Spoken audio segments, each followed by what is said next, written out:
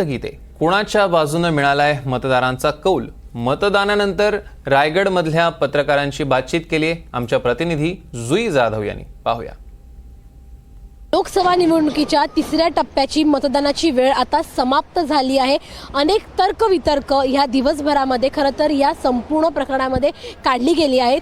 मी सध्या आहे रायगड लोकसभा मतदारसंघामध्ये आणि माझ्यासोबत काही स्थानिक पत्रकार आहेत तिथले. आपण त्यांच्याकडून खरी परिस्थिती रायगड लोकसभेची नेमकी कशी असणार आहे हे जाणून घेऊया. सर, स्वागत आहे NDTV मराठीमध्ये. काय सांगाल तुम्ही? रायगड लोकसभा मतदारसंघ हा अत्यंत महत्त्वाचा आहे, कोकणाचा भाग आहे. काय नेमकी परिस्थिती वाटते ह्या मतदारसंघाची?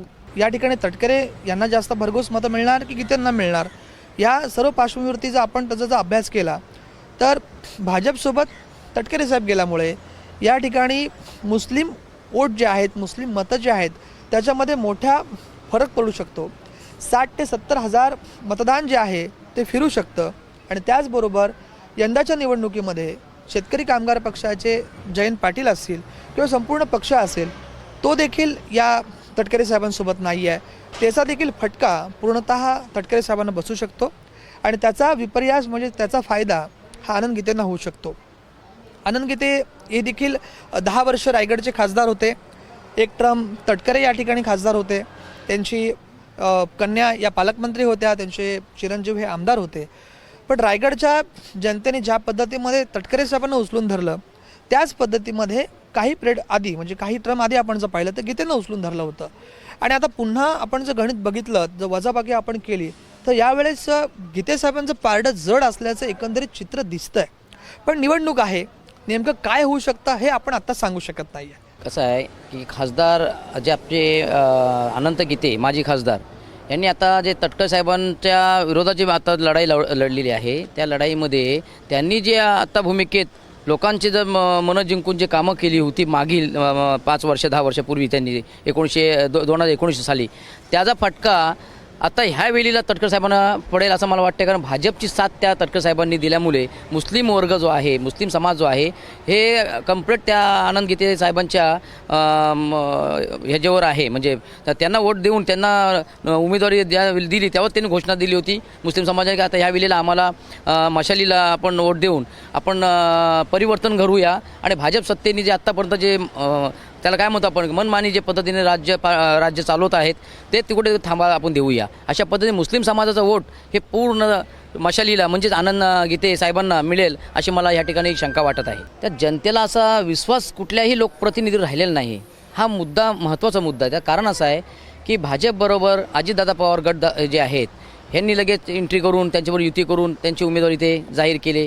म्हणजे जे निष्ठावंत कार्यकर्ते त्या पक्षाचे असतात आणि ते जे मतदार असतात ज्यांना निष्ठा असते त्या नेत्याबद्दल ते नेते मंडळी इकडे तिकडे दल बदलत आहेत.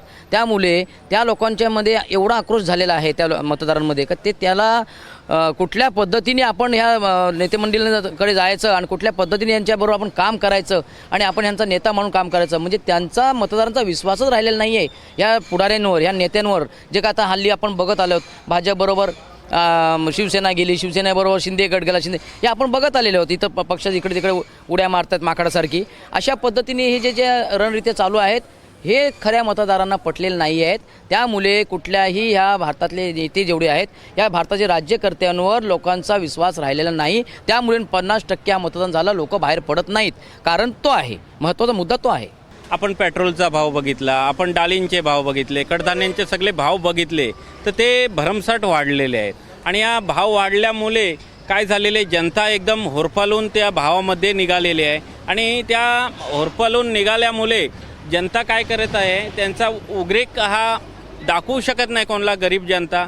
त्यामुळे ती आता ह्या इलेक्शनामधून आपल्याला त्यांना बघावं भेटतंय की आज ते बाहेर म्हणजे 50% लोक मतदानाला आहेत, 50% लोक घरी आहेत. त्याचं कारणच हे आहे. प्रामुख्याने रायगडमध्ये देखील 50% मतदान झालं आहे. मात्र राज्यकर्ते जे नेते आहेत, जे उमेदवार आहेत ते कुठेतरी फेल ठरलेले आहेत असं देखील ह्यांच्या सगळ्यांच्या मतातून दिसून येत आहेत.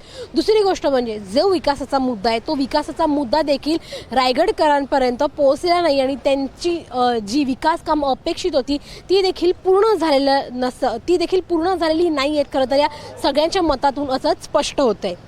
व्हिडिओ जर्नलिस्ट संतोष पालवणकर सह जुई जाधव, NDTV मराठी, मुंबई.